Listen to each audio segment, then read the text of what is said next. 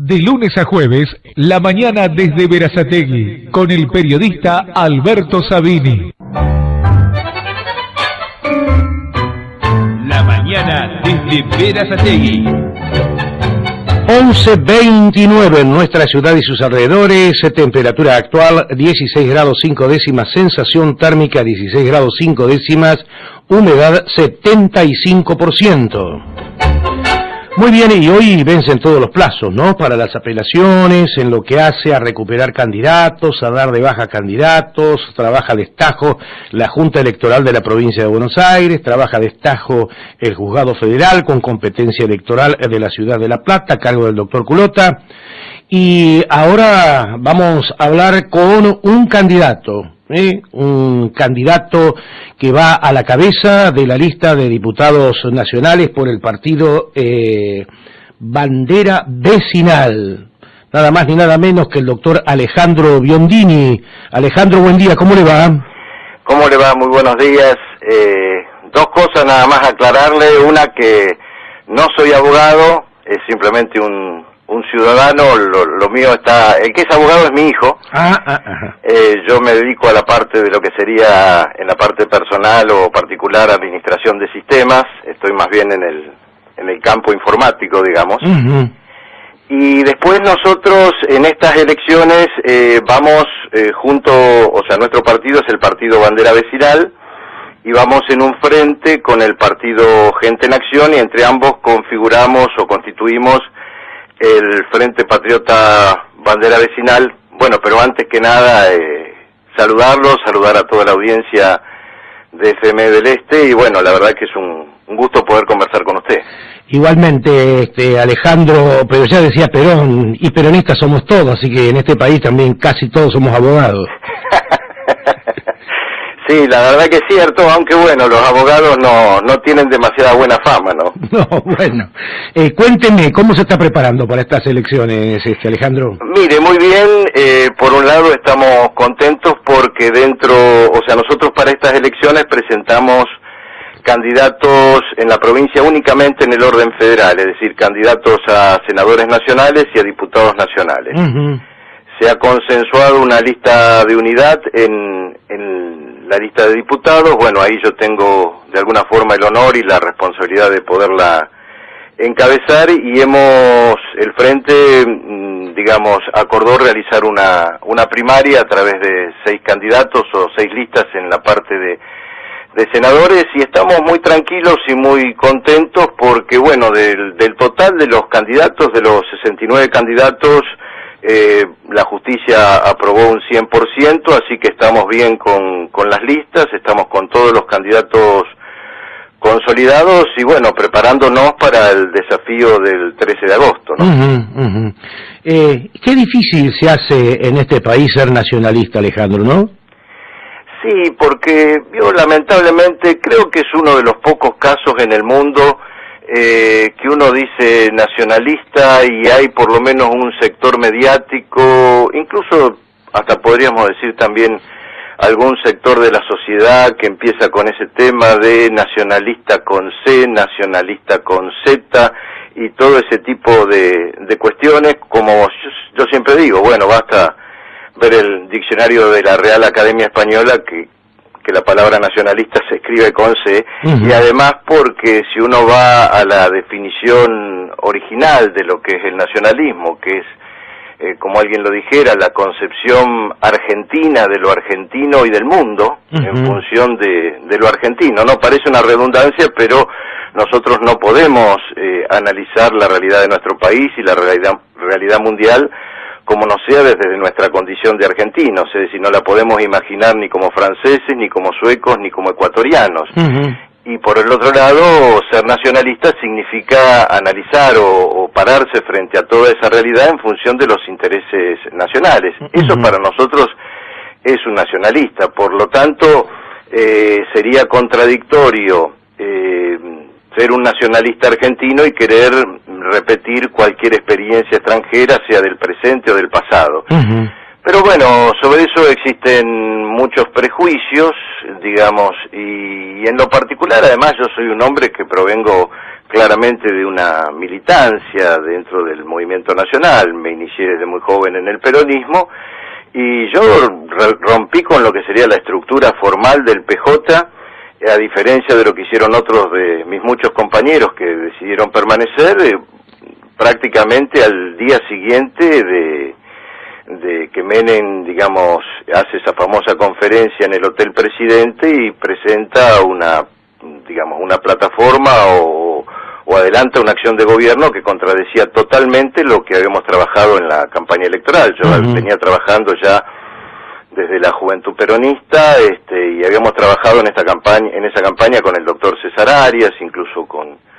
una buena amistad con la señora Zulema Yoma, y la verdad que, bueno, a mí me tomó totalmente desprevenido y hubo gente que decidió quedarse y yo ya, para mí el valor de la palabra es muy importante, digamos, ¿no? Es decir, me refiero que a veces he pasado periodos complejos, digamos, incluso periodos de proscripción, etcétera, etcétera, desde mi punto de vista algo absolutamente injusto, porque, bueno, creo yo que siempre he estado en el mismo lado, ¿no? Pero como usted dice, no es fácil ser nacionalista y además yo creo, sin pretender darse uno un baño de agua bendita, digamos, todos tenemos errores y todos tenemos aciertos, pero bueno, yo en la parte de la honestidad siempre he mantenido una línea de conducta. Yo creo que también lo difícil es ir un poco contra la corriente, ¿no? En algún momento me tocó cruzarme, no voy a hacer nombres, con algún compañero, digamos, de otras épocas, funcionario del gobierno anterior, y manifestándole por qué, bueno, tenía tantos problemas con algún sector del poder y bueno, esa sucesión de causas que a veces a uno le tiran por la cabeza. Y yo creo que él fue muy gráfico, lo cual para mí en cierta forma yo diría que es un mérito y no un demérito. Él me dijo, ¿sabes lo que pasa? Dice que el problema con vos en política, dice que con vos no hay arreglo, dice, y en política siempre hay arreglo. Y yo creo que por ahí pasa un poco el centro de los problemas. Usted fíjese que hoy en realidad los problemas no son ni de izquierda, ni de derecha, ni de centro. Uno ve a veces debates por televisión y bueno, a mí me ha tocado estar en un par de ellos y después los ve y se abrazan y hablan como los mejores amigos. No, eso no quiere decir que se tengan que generar situaciones de enemistad, pero hay mucho teatro, digamos, frente al público y frente a las cámaras, digamos, ¿no? Y algo de hipocresía también. Sí, lamentablemente sí, yo creo que se han perdido muchos principios. A mí me parece que todos los argentinos, y en particular los bonaerenses, sin duda, sufrimos y vivimos crisis económicas, crisis sociales, padecemos un poco el día a día. Pero desde mi punto de vista, la principal crisis que en realidad hoy tiene nuestro país, lamentablemente, porque es una crisis desde mi punto de vista institucional, es una crisis de autoridad y de representación. Es decir, hay un abismo entre la gente y su actual clase dirigente. Es decir, hoy la gente no confía en la política porque la ve como la politiquería, no como la lucha o el trabajo por el bien común, sino la lucha del poder por el poder mismo. Y ha dejado de confiar en general en la clase política porque una cosa han sido las promesas electorales y otra cosa las acciones ejecutivas. Y ciertamente yo creo que hemos tenido muchas decepciones, no solamente tomando los últimos periodos, sino del 83 a la fecha, ¿no? Es decir, yo recuerdo, bueno, para los que tenemos algunos años lo recordamos, cuando eran, por ejemplo, los cierres de campaña, en el 83, Luz del Alfonsín, había 1 millón y medio de personas, por ejemplo, en la Avenida de Julio, en la Avenida 9 de Julio, la gente en las calles, había mesas y ningún partido podía dejar de presentar una plataforma que eran grandes casi como libritos. Y hoy es notable, digamos, la indiferencia de la gente hacia la política, hacia los políticos en general, y bueno, cuesta muchas veces, nosotros en ese sentido creo que de todas maneras nuestra respuesta por parte de distintos sectores es positiva, pero cuesta que la gente a uno no lo mire como uno más del montón y no diga, bueno, de última pueden ser lo mismo, hoy dicen una cosa y mañana hacen otra, ¿no? ¿Cómo definiría usted, Biondini, los últimos gobiernos que han gobernado, perdón por la reiteración, en nombre del peronismo? Digo en nombre del peronismo porque muchos dicen ser peronistas y no lo son. Sí, yo creo que cuando el general Perón dijo mi único heredero es el pueblo, creo que en cierta forma sabiamente ya se anticipó a todo lo que iba a venir. Si uno toma el periodo de Menem, realmente María Julia Alzogaray, el tema de Bungibor, toda la política neoliberal fue a contramano de todos los principios del proyecto nacional de Perón, o sea, fue algo absolutamente contradictorio. Yo diría que fue el gobierno de los Alzogaray en todo caso. Y bueno, con relación a la parte del kirchnerismo, 12 años, digamos, también signados por tantos hechos de corrupción, y en definitiva también, si uno va, digamos, un poco al núcleo de la historia, muchos de los cuadros o de los funcionarios de ese gobierno fueron los mismos que el propio general Perón expulsó de la Plaza de Mayo el 1 de mayo de 1974, incluso algunos, incluso con acciones violentas, incluso de terrorismo contra el propio periodo del gobierno de Perón, tanto en vida de Perón como después en la continuidad de Isabel Perón. Así que cuesta a veces, sobre todo en las nuevas generaciones, poder separar el legado o el proyecto nacional de Perón o lo que fue Perón de toda esa cuestión del menemismo y el kirchnerismo. Y muchos jóvenes piensan que el peronismo es eso, ¿no? Y bueno, lamentablemente es una situación que también debería ser revertida, porque desde mi punto de vista, más allá de que todos evidentemente trabajamos por una nueva etapa, es decir, el mundo evoluciona, no estamos en el 45, en el 55, pero pienso que el legado de Perón es un legado para todos los argentinos. Yo recuerdo allá por los 60, Alejandro, las luchas sobre todo en las universidades era entre marxistas y nacionalistas. Dentro de ese nacionalismo estaban también los peronistas. Hoy hay como un repliegue, el marxismo, el comunismo ha copado los centros de estudiantes y ha copado las universidades. ¿Se repliega el peronismo, se repliega el nacionalismo? Mire, nosotros ciertamente dentro de lo que sería nuestro frente o nuestro movimiento, en fin, digamos todo este movimiento de voluntades, una de las características notables que nosotros tenemos, digamos, en el marco general de todo lo que hacemos es una gran presencia, yo diría una abrumadora y mayoritaria presencia de nuevas generaciones. En general, digamos, tal vez ha habido una crisis en las estructuras tradicionales, pero nosotros vemos muchos jóvenes un poco que, digamos, que de alguna forma sienten una expectativa o se sienten atraídos por lo que representa una postura nacionalista. Y por ejemplo, el propio nacimiento en el 2012 de lo que fue cuando se fundó Bandera Vecinal, fíjese que surgió de cuestiones prácticamente muy distintas, de gente que venía, como en mi caso, del peronismo, de gente que venía de actividades netamente sociales o de los cacerolazos, y hasta en los últimos meses se produjo un fenómeno bastante singular, sobre todo para la otra vez, hace unos días atrás, creo que era el diario Infobae que me calificaba bajo un poco el epíteto o la adjetivación, digamos, de ultraderecha. Y fíjese que, por ejemplo, hace unos meses se constituyó Bandera Vecinal en la provincia de Tucumán, ¿no? Y el que está al frente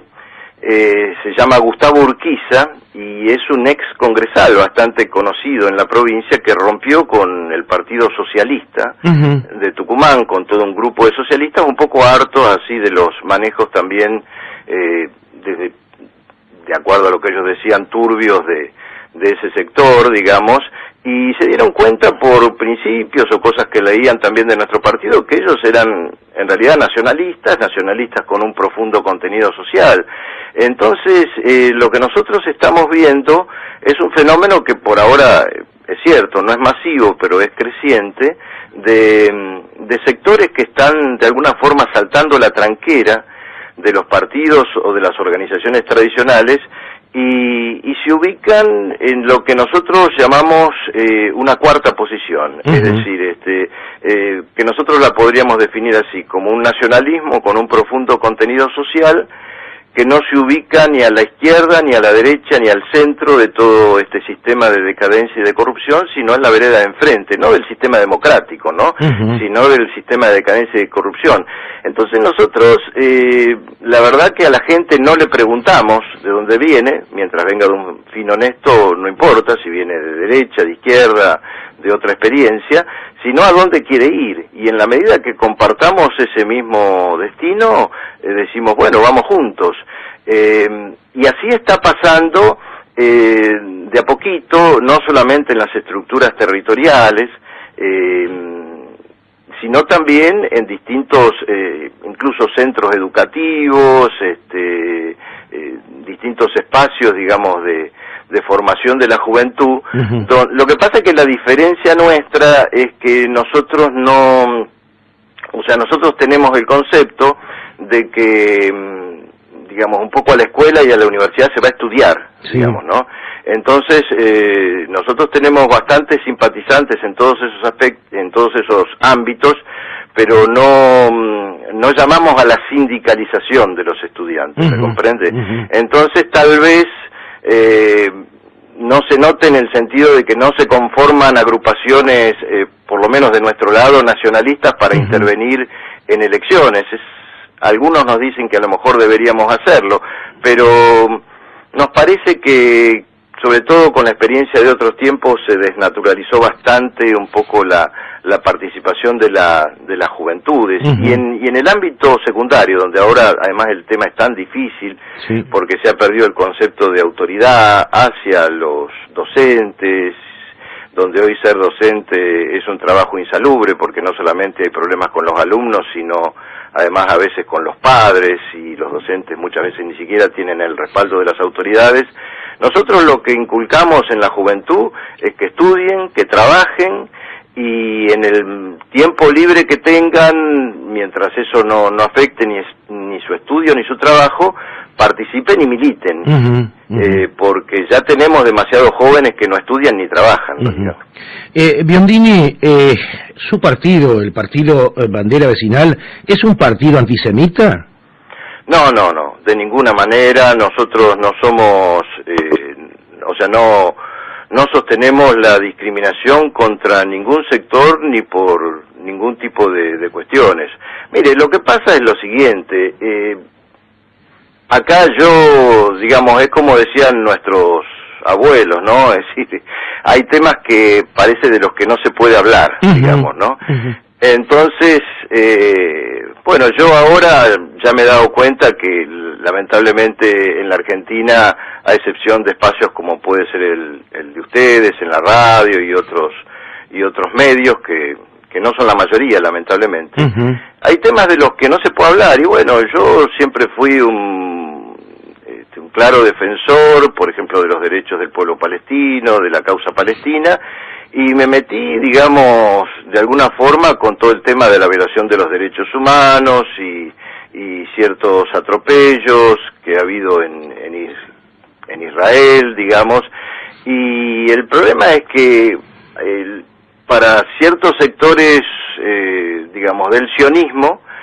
cuando uno condena esa política de derechos humanos o habla de los derechos del pueblo palestino, dice, bueno, que el antisionismo o la condena al sionismo equivale al antisemitismo, cosa que son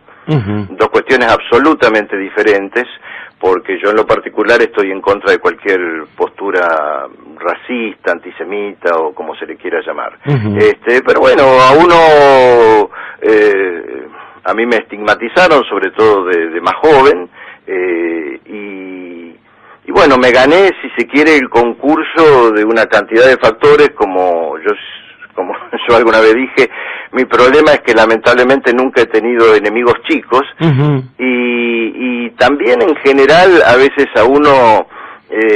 mire, es como si a usted le empiezan pegando por una radio, después siguen los diarios, después siguen los noticieros, y ya para la noche usted puede ser Al Capone, digamos, ¿no? Y si además no le dan derecho a réplica, la gente tiende a creer todo lo que escucha, lo que ve por televisión o lo que aparece en un diario. Y yo tuve ese problema durante años, y eso lamentablemente también influyó. Otra cosa que tenemos que recuperar es un poder judicial independiente, y bueno, francamente me hicieron causas absolutamente políticas en donde intervenían ministros, funcionarios de gobierno, secretarios de Estado, y uno se defendía con uno o dos abogados, pero era una cuestión abrumadora. Es decir, yo la verdad no le deseo a nadie, no victimizándome, sino realmente viendo lo que ha sido un poco la trayectoria, lo que a mí me tocó pasar, porque fíjese que yo estuve, no habiendo sido hasta el presente ni consejero escolar, porque yo realmente siempre me considero un soldado del movimiento nacional, yo no le llego ni a la suela de los zapatos a Perón, digamos, simplemente he sido un hombre que ha tratado de trabajar por su comunidad y su país, pero fíjese que yo estuve 21 años proscripto electoralmente en la Argentina. Mire qué barbaridad, 3 años más que el propio general Perón. Una cosa desde todo punto de vista absurda, hasta que en un determinado momento, es más, cuando uno ya ni siquiera lo esperaba, empezaron los fallos en contrario, es decir, empezó un fallo del Tribunal Superior de Justicia de la Ciudad de Buenos Aires en el 2011, que de repente estudió objetivamente las causas y dijo, bueno, la verdad que no entendemos por qué este hombre está proscripto. Después siguió el juez Ariel Lijo, después la propia Servini de Cubría, la doctora Servini de Cubría, que unos años antes había de alguna forma también encabezado esa situación de proscripción, el fiscal Di Lello, que en años anteriores parecía hasta que tenía una obsesión con mi persona, también dijo, bueno, la verdad que esto ya es demasiado, y así se fueron produciendo una cadena de fallos y de situaciones que finalmente, a ver, tengo 61 años, y la verdad que a los 61 años decir que, bueno, por fin he recuperado mis plenos derechos políticos y civiles, en cierta forma es una satisfacción, pero también uno dice cuánta agua que tuvo que pasar bajo el puente, ¿no? ¿Cómo está viendo, Alejandro, usted la acción del gobierno actual en el orden nacional y en el orden de la provincia de Buenos Aires? Mire, todo gobierno genera una expectativa, y yo lamento realmente las oportunidades que han perdido y que vienen perdiendo los distintos mandatarios. Yo creo que lamentablemente,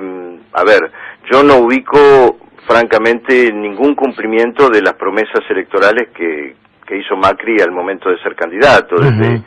el hambre cero hasta la puesta en marcha del aparato productivo, hasta el tema del impuesto a las ganancias. Lamentablemente lo que se viene aplicando, por lo menos hasta ahora, es un ajuste liberal o neoliberal de manual, que ha llevado a situaciones críticas el tema del desempleo. En las últimas semanas yo he venido recorriendo prácticamente, yo calculo que más de 30 municipios de la provincia de Buenos Aires, y uno ve el cierre incluso de industrias básicas, de industrias de muchos años, como el caso de, por ejemplo, de Atanor, ve gente que hasta la están echando de Atucha, ve la crisis en la industria del textil, del calzado, de la alimentación, las inversiones no se ven, sigue bajando el poder adquisitivo, el poder del consumo. Se han abierto irresponsablemente las importaciones, porque las importaciones, el arancelamiento de las importaciones tiene que tener un sentido, a lo mejor promover lo que acá no se produce eficientemente, gravar temas suntuarios y alentar que se traiga de afuera bienes que a lo mejor hay que poner en competencia o que el país no produce. Pero acá se ha producido una catarata de importaciones donde en realidad le estamos dando trabajo a gente de afuera. Creo que deben estar muy contentos los chinos y otros países, y mientras tanto acá se siguen cerrando empresas. Por el otro lado, no comparto feroz endeudamiento, digamos, que ha hecho Macri, digamos, donde ya estábamos en un alto nivel de endeudamiento y se ha llevado prácticamente la deuda externa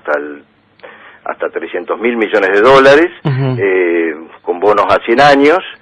Y bueno, yo creo que en el tema en la provincia de Buenos Aires, más allá de si se debata o si se discuta si la gobernadora Vidal tiene mejor imagen o peor imagen, yo creo que el pueblo bonaerense es uno de los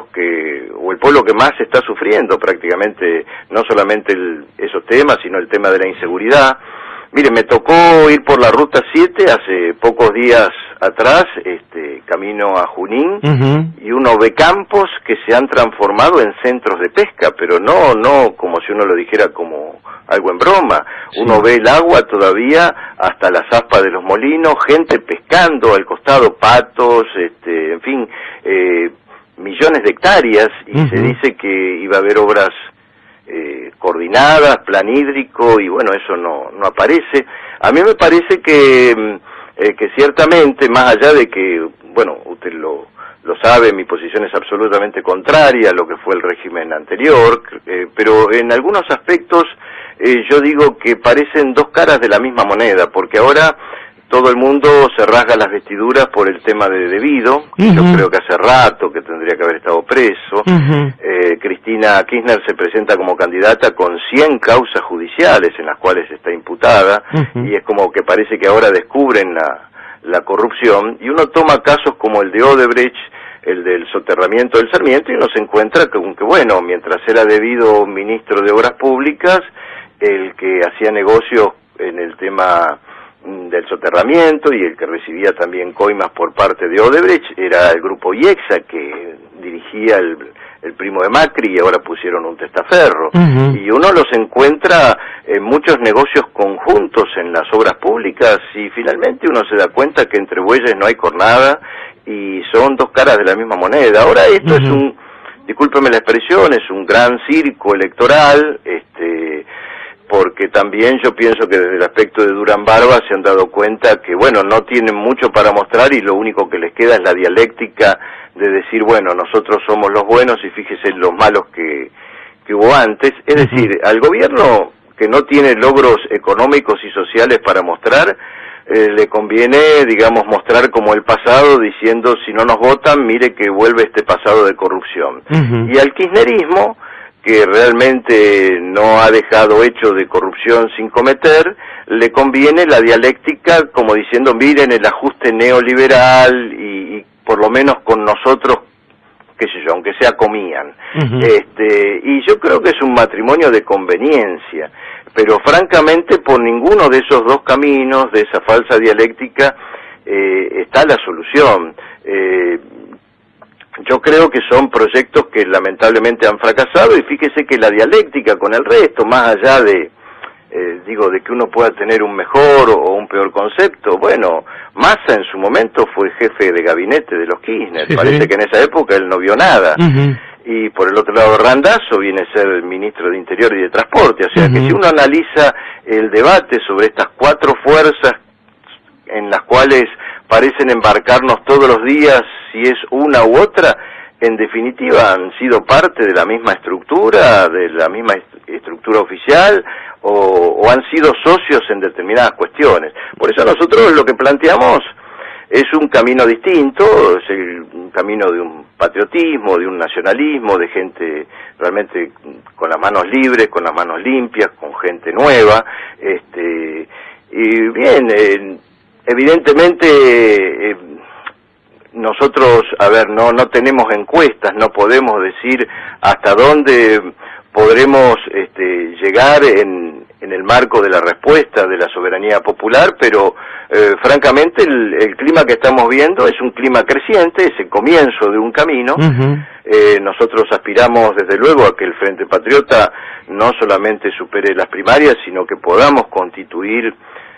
si Dios quiere, ya para octubre, un primer bloque nacionalista en el Congreso, y que sea el comienzo de un trabajo, de una lucha. Este partido se está tratando de constituir en todo el país, y bueno, pero sin prisa, pero sin pausa, en una de esas si realmente tenemos la respuesta que también esperamos en estas elecciones,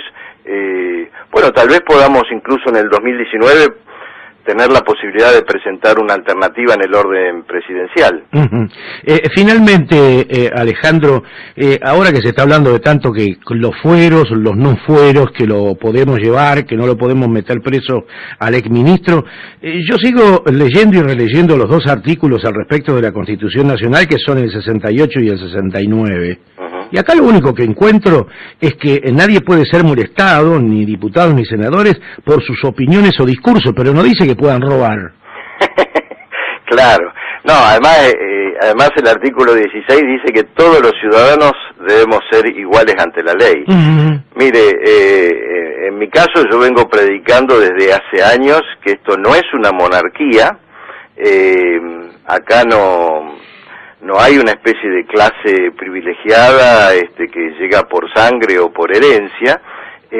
y ciertamente el tema de los fueros es prácticamente un planteo colonial sobre nuestro país. Si Juan, Pedro, María, cualquiera de nosotros puede ser detenido por la comisión de un delito, ¿por qué no lo puede ser un presidente, un senador, un diputado?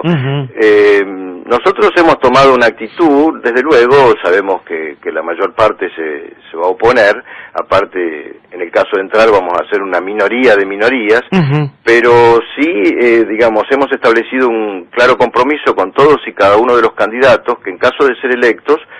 ante escribano público, ante el periodismo, en un acto que, digamos, tenga evidentemente difusión pública, cualquiera que salga electo debe renunciar inmediatamente a los fueros. Es decir, no pueden existir más fueros en la Argentina. Hace poco un diputado, no recuerdo cuál, decía que bueno,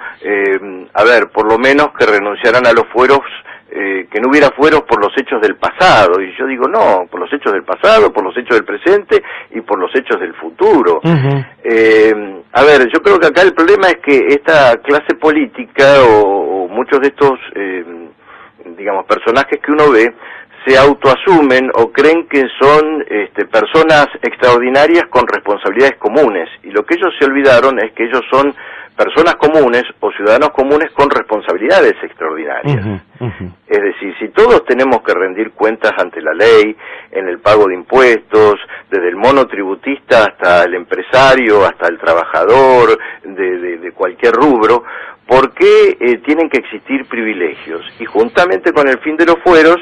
nosotros lo que estamos sosteniendo como uno de los principios o propuestas del Frente, para darle, si Dios quiere, el día de mañana un Estado parlamentario, es que impulsar, digamos, penalmente que se instaure la figura del delito de lesa patria, es decir, que el castigo, digamos, o sea, que la comisión de corrupción en la función pública sea un delito de características imprescriptibles, que se castigue con la máxima dureza, y como es una defraudación de la confianza pública, si bien ya existe el delito de traición a la patria, digamos, aunque nunca se aplica, para nosotros es equivalente a un delito de traición a la patria, es decir, es un delito de lesa patria. Nosotros pensamos que si en la Argentina pudiéramos realmente ver como ejemplos que se aplica, una sanción por lesa patria a alguien que comete un delito de corrupción en la función pública y que además no tiene fueros, sería un buen ejemplo para la sociedad, porque lo que necesitamos empezar a tener, sobre todo hacia las nuevas generaciones, son buenos ejemplos. Es decir, lo que tenemos ahora son muy malos ejemplos. Usted habla con la gente y dice, y mirá, cambian los gobiernos, los jueces agarran 2 o 3 chivos expiatorios, pero al actual no lo tocan, hay funcionarios que son intocables, y también en otros delitos, por el tema del garantismo, etcétera, etcétera, uno ve la comisión de determinados delitos ya en el campo común, donde, bueno, como se dice, entran por una puerta y salen por otra. Pero si uno analiza,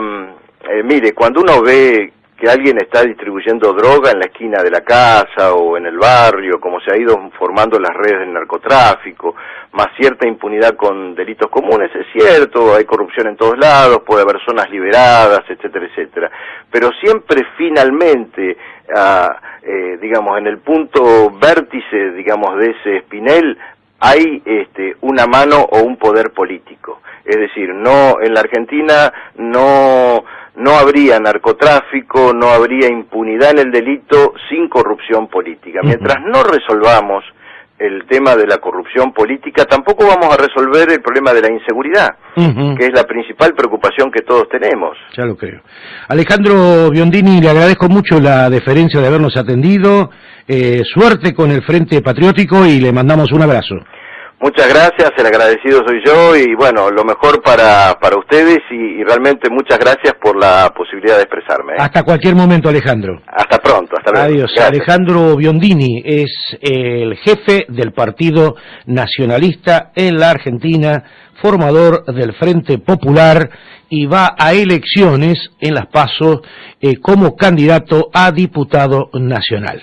Es la hora 12, 5 minutos en todo el territorio de la República Argentina. Esto es La Mañana desde Berazategui por la radio 99.3 del Este Estéreo, la radio de Berazategui, junto a la gente.